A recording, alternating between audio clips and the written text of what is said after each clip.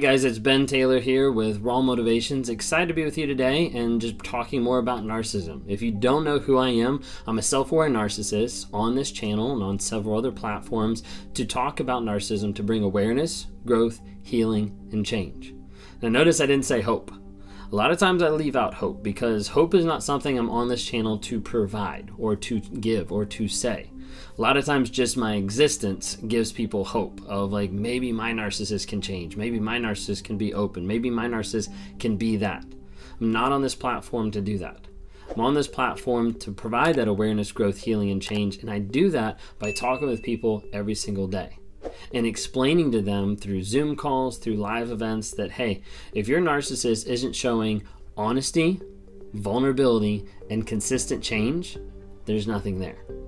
They're not willing to try, and they're just showing you by their actions. They're showing you by what they're doing on a day-to-day basis, their behaviors, that they don't care, that they're not invested, and that they're not willing to deal with the truth.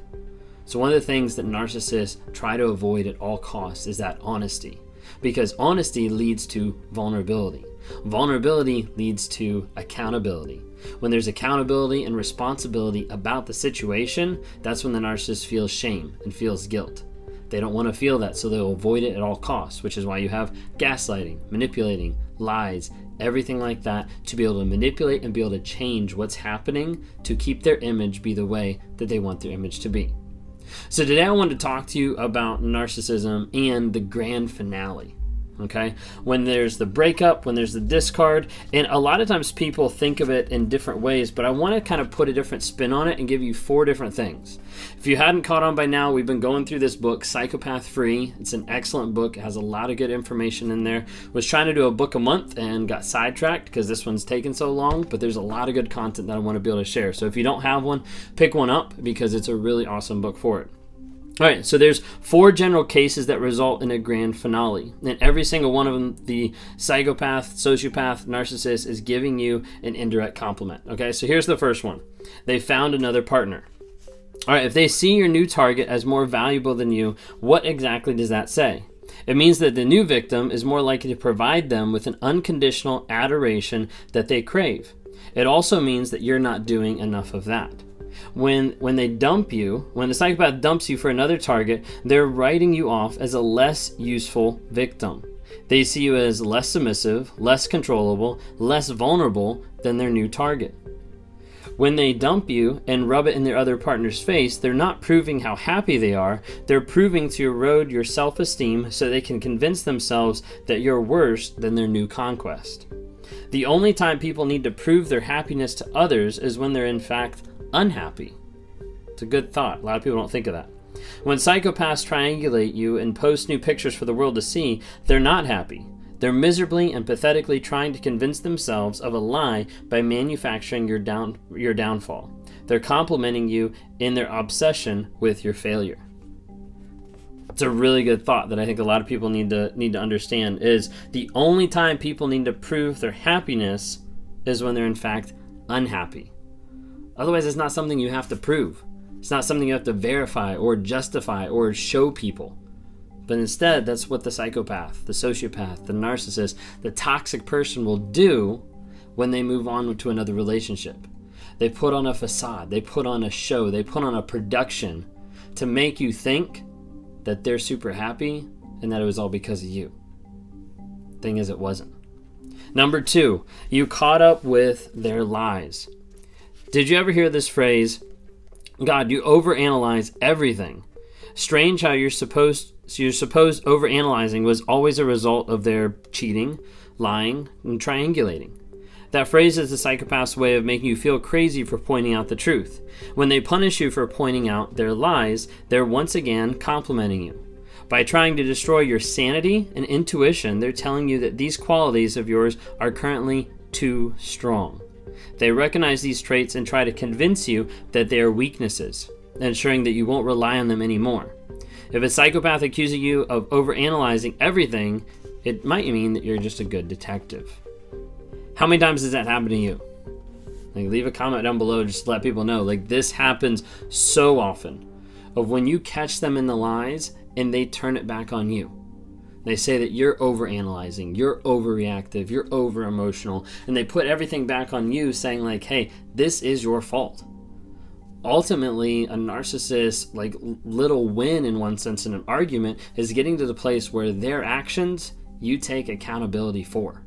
You take responsibility for their cheating, for their manipulating, for all these different types of things. And you'll see that in multiple ways. You'll see that in arguments, you'll see that in dog whistling, you'll see that in counseling, you'll see it in multiple different ways, because they want to twist it around, they want to put it back on you to make you feel like it's your fault.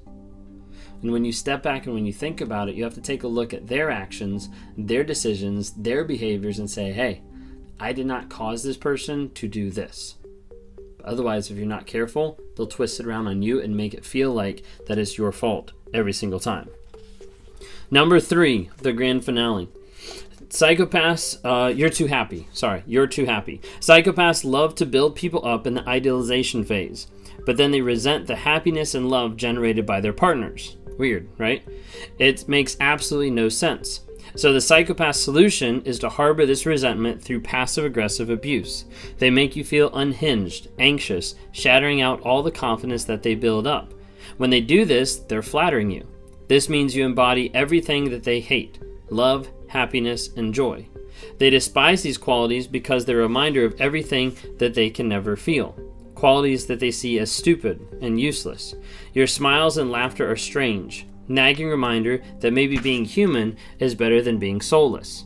To convince themselves otherwise, they plan the grand finale in order to make a mockery of these characteristics.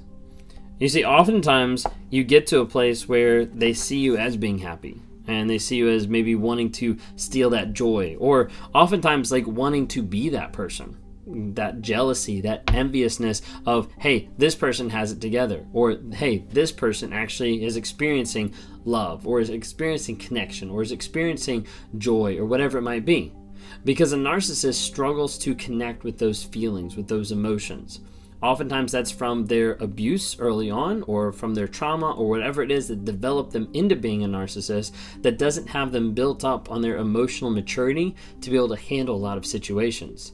This is why a lot of times you'll see narcissists, when they experience any type of emotions, it typically only comes out in rage or that passive aggressiveness.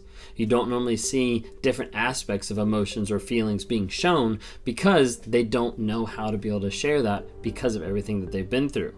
So when they get to the place of like, hey, this is something that you're showing, they're like, wait a second, I need to either bring you down to my level so that I can feel better about myself, or I need to try to completely obliterate the things that you're showing because of how it's making me feel. Last one here. They are bored with your emotions.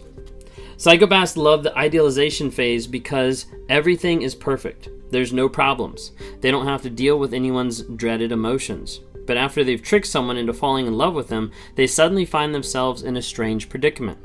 The victim loves them and wants to foster a great emotional connection. The psychopath gets bored and uncomfortable with this very quickly. In these cases, the grand finale will often be about the victim being crazy, bipolar, or hysterical. Again, these are all flattering way of saying, hey, you have a heart. But the psychopath hates things they do not understand, so they seek to destroy. While you are spending so much time trying to repress your emotions in order to be the perfect partner, you are actually doing just fine as a regular person. Emotions are what make you human, and the psychopath got very tired of those human qualities. Everything the psychopath values is the opposite of what you would value, so when they punish you, they're actually giving you quite a tribute of the things you probably care about the most. It's twisted and manipulative, because they can convince you to doubt your greatest qualities, but looking back, you can begin to understand how this abuse was a subtle acknowledgement of your own strengths. I know that's one aspect that stood out to me whenever I was in therapy, and which I currently still am, but like whenever I was in a session of therapy, of the idea of like emotions, of like psychopaths, like people that struggle with this, psychopaths, sociopaths, narcissists, toxic people, they struggle to be able to understand those emotions and be able to know how to process it. Because it said here, emotions are what make you human. And I remember sitting in therapy one time and there just being like this realization and this kind of like eye-opening moment that I had with my therapist where she was like, it's okay to have emotions. And I was just like, what? Like, those are allowed. Like, and I was like, yeah, but there's like good ones and bad ones. There's like things that are acceptable, things that aren't acceptable. She's like, no, like it's okay to have emotions and feelings because like that's what makes you human. Like that's part of life. And it's okay that you have those. But it's then how are we going to act upon those? How are we going to react upon those? How are we going to process those that make the difference? But just having emotions, having thoughts, having feelings, having those emotions isn't a good or bad thing. And for me, that was kind of like a breakthrough.